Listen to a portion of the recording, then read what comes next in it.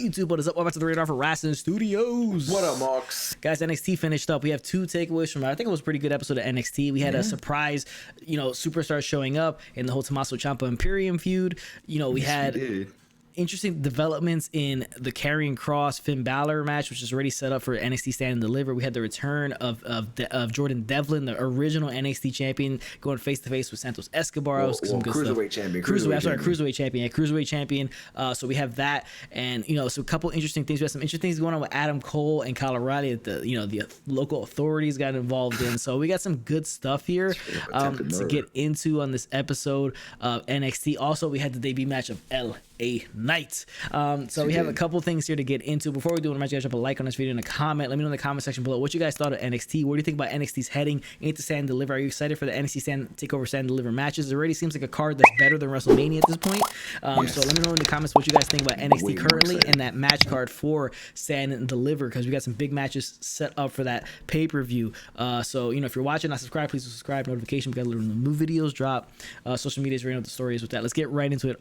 All right, NXT started off with Finn Balor in the ring. He's cutting a promo talking about Karrion Kross, about how he's beat everybody. He's beat Kyle O'Reilly, he's beat Pete Dunne, Adam Cole. Nice sights are set on Karrion Kross. Karrion Kross comes out with Scarlett.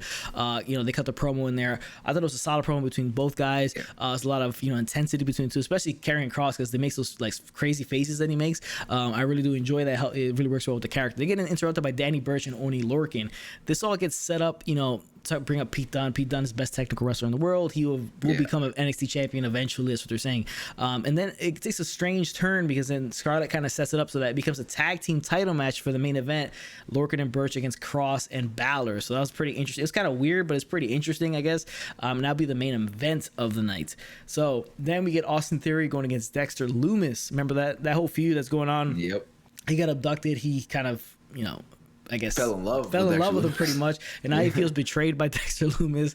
And then you have no Gargano, or the Gargano is the way is not here. Yeah, the way is not here. Yeah, so they have the match, and in the end, Lumis wins. He kind of makes Theory think he's cool with him again. Theory hugs him, and then Lumis drops him and puts him in the submission. That's the end of it. Strange feud. I wonder where this is all going, but it's very weird. I'm pretty sure it's all headed to like Gargano versus Lumis as NXT Stand Takeover Stand Deliver for the NXT North American Championship. That's probably where it's headed.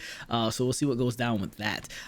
Then we have Adam Cole in the ring. He cuts his promo. He's upset with Kyle O'Reilly about what happened. Kyle O'Reilly attacking him, costing that NXT Championship match last week. Then here comes Rigo, says Kyle O'Reilly's injured. He's not at the show tonight.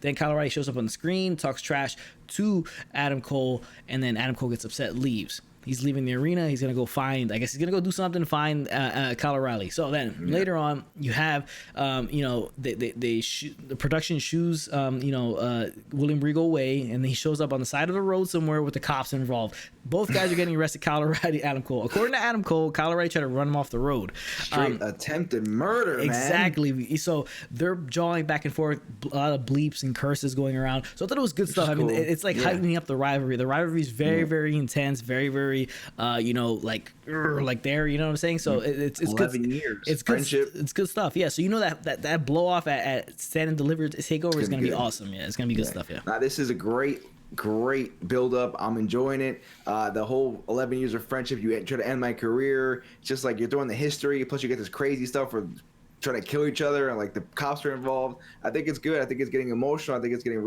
it's a cool, realistic feel. I'm enjoying it. And man, Stand and Deliver is going to be so much better than WrestleMania. It's not even funny. You ain't lying. Yeah, it's gonna be way better. But next thing on the show was Breezango versus Legado Fantasma. Boys, Breezango taking another L here, losing to Legado Fantasma. Sucks ass, but whatever. Now, you have Santos Escobar in the ring. He's calling out Jordan Devlin. Like, where is he at? Where is he at? Here comes Devlin. Makes his appearance there. It trips me out how much he looks like Finn Balor. Like their cousins. But it's just they just look so much alike. I know they're cousins and all, but just Jesus. Yeah, it is weird. Now, this is the first takeaway of the show.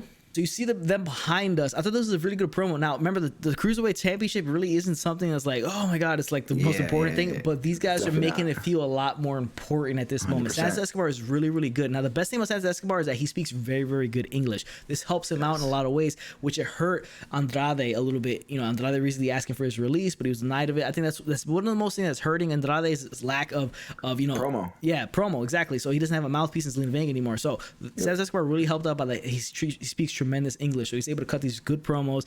Devlin as well, and the match is set up. Champion versus champion to unify and become who is going to be. Now, I personally think you should make this a ladder match.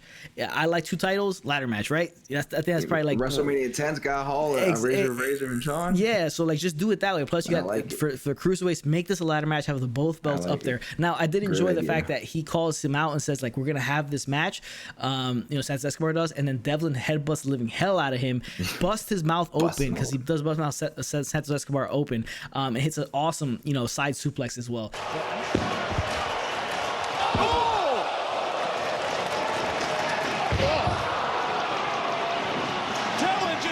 But I'm excited for the feud. I'm excited for the match. I think this short thing they did here really made the title feel more important. Definitely did. I don't know much about Devlin. I'm not going to sit here and lie like I've been following his career or anything. And he's been gone for basically a year because of the he's been stuck in Europe for COVID. So this is actually really intriguing the way that they're like, hey, man, I never lost this title. It was only taken away from me from COVID for realistic reasons. And you're just a fake placeholder. So I'm digging that whole thing. Like you said, they've made this title that's basically meaningless. It's a 205 live title, and they're making it interesting and they're making something to get behind. And the promos are really good. Both guys gave great promos, convincing promos. And it's just a battle of who's the real cruiserweight champion. It's a simple story, but it's a really good story. And like you said, those 2 belts on a ladder. Come on, man, you got to do it. It's got WrestleMania 10 vibes. I know Scott Hall, Shawn Michaels work with NXT, so let's do it. Let's make it happen. It'll definitely be interesting. Yeah, I think you should do it because I think it'll even elevate the title more. Maybe you could even have it as like I think it'll just mean more and have it more prominent on the show, especially with either guy being the champion. I think it's a way to elevate the title. Elevate the title that nobody really cares about too much, and nobody's really challenging Escobar really that matters. So I think it'll help out. But guys, that's takeaway number 1 of the show. Next thing on the show was Dakota Kai versus the new up and coming star Zoe Stark. So the match was very, very good. They had a very good match. Zoe Stark has a bright future ahead of her, so shout out to her. She loses this match against Dakota Kai. Then you have Dakota Kai and Raquel Gonzalez celebrating in the ring. Here comes Io Shirai, hands her a contract to Raquel Gonzalez. I want you. Like that. NXT Stand Deliver. That's gonna take over Stand Deliver. That's gonna be the matchup. We've all been waiting for it. It's been set up for a while since War Games. I like the way she did it as well. Boom! I want you. Let's get it done. This event just gets you more and more excited. Exactly. Every week. I mean, NXT is quietly taking over Wednesday nights. Just saying, quality wise. Just saying. Yeah, they've been coming out with some quality stuff and just matches and quality feuds and stuff like that. And the women's division, it's just build up. I think it's just generally the women's division is taking it to like the next level. It's just so well rounded, it's so well done. But we'll see what happens with these tag team titles. I want to see what they do with Shotzi and Ember. Now they're going to get Jessica Mia and Aaliyah soon. They'll get a shot, but we'll see what happens going forward. Next thing they show, it was Marcel Barthel versus Tommaso Ciampa. So Timothy Thatcher was not here, and neither was I don't think Alexander Wolf was here either. I think he got attacked by Ciampa on the side somewhere. So the match was fine. Ciampa gets the win, but the interesting thing is what happens afterwards. You have another Imperium member showing up. So you have Devlin making his return because of all the stuff that happened with lockdown. So you have now Walter, the big Austrian. He's Austrian, remember? He's returning. My bad. There's a big difference. Austrian. So he comes out and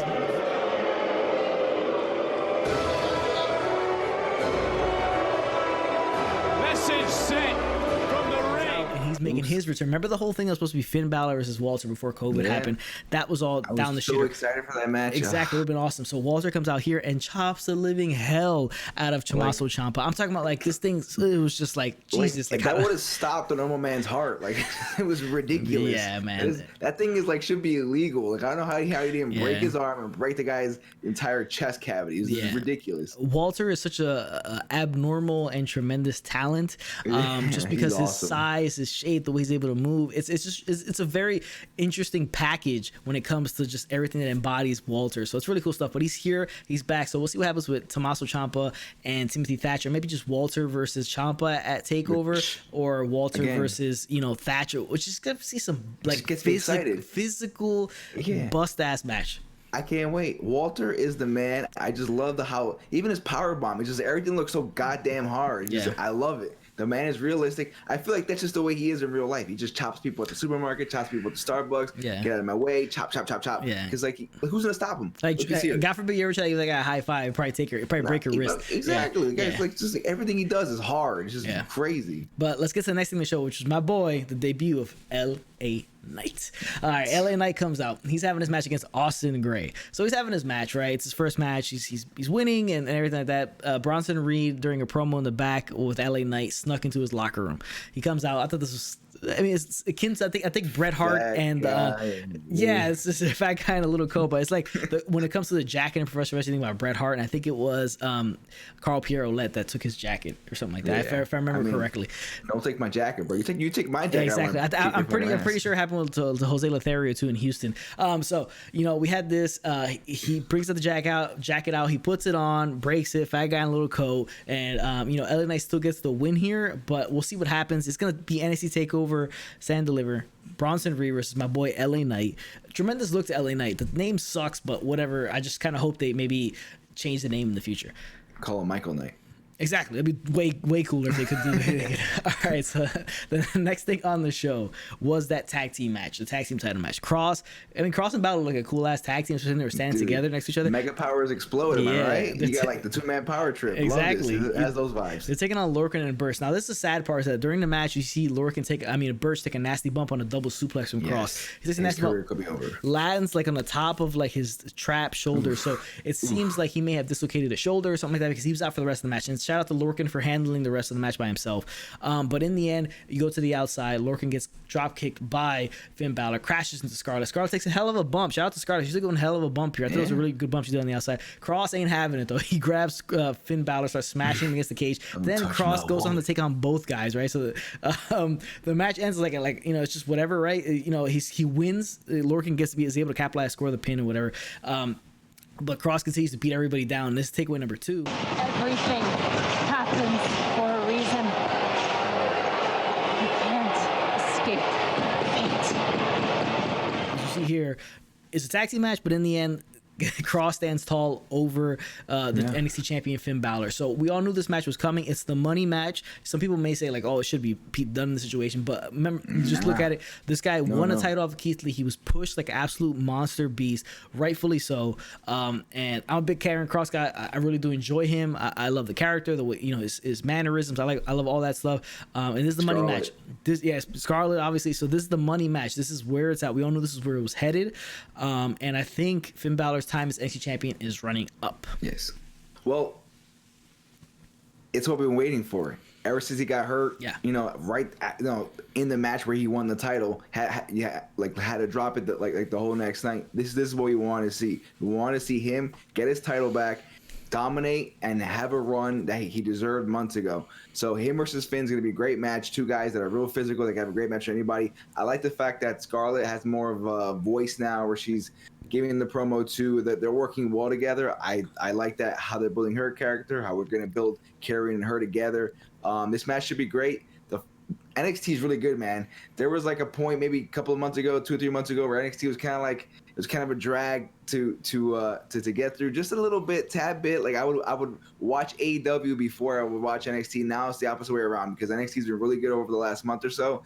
This feud is getting me really excited. I know I've been saying that a lot, but NXT, this pay-per-view is going to be awesome. It's way better than WrestleMania. They should just move the WrestleMania card and make NXT the WrestleMania card. Let's be honest. It's that interesting. So let's just see where this goes. The build's great, but this is definitely Karrion Kross' time to take the title and have a run. And him and Finn are going to put up, I'm not going to say match of the year, because let's be honest, but it's going to be a really good, hard-hitting, you get some high flying from Finn, power moves from Kross, Scarlett being thrown in there. It's just great to have her around for many reasons. So I'm excited. I keep saying that, but I'm just excited. NXT, Triple H and the Brass and NXT are doing a great job booking. Yeah, everything is ever since the whole Undisputed, everything started happening, the breakup. That's when they started to pick up gear a little bit, NXT, and start really pushing. And I think it's been a really solid show week in and week out for the past like month and 100%, more or less a month, just like you said. It's slowly growing. It's slowly I mean, there was a time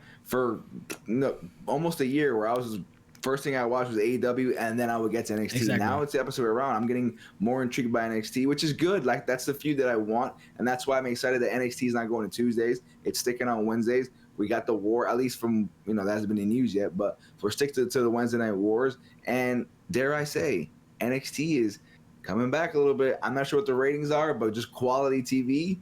I don't know, people. Yeah, internet community might be getting crazy, but NXT is kind of doing its thing. Yeah, I mean, both are good shows. I like to watch both of them. It's not like, course. the war isn't a really actual war or whatever the case may be. Yeah. But it's fun to watch either show. But yeah, for me, it's just NXT a little bit better now because AEW just keeps dropping all the storylines and then coming back to them, just ghosting stuff. But guys, that's the second takeaway of the night.